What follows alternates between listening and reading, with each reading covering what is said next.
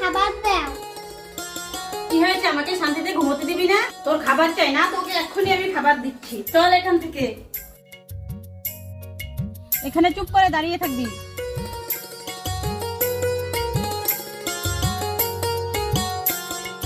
এই গাছে সারাদিন বাঁধা থাকবি, তারপর খাবার পাবি। আরে এই বাচ্চাটাকে এখানে কে বেঁধে রেখেছে? তোমাকে এখানে কে বেঁধে রেখেছে? ওই যে আমার সৎ মা।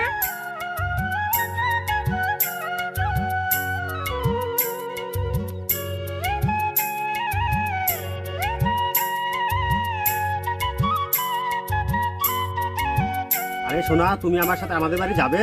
হ্যাঁ আঙ্কেল, আমি যাব।